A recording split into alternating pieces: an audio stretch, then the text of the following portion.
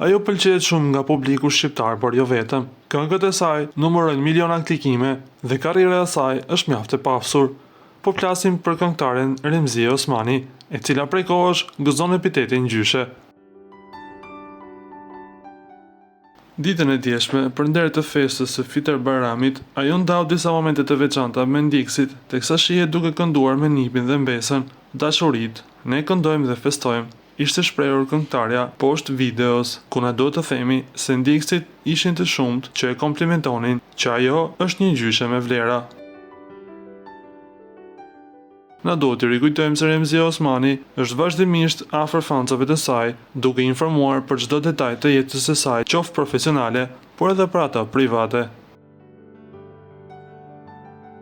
Lutem klikoni tek butoni subscribe për të marrë të rejat më të fundit nga showbizi shqiptar.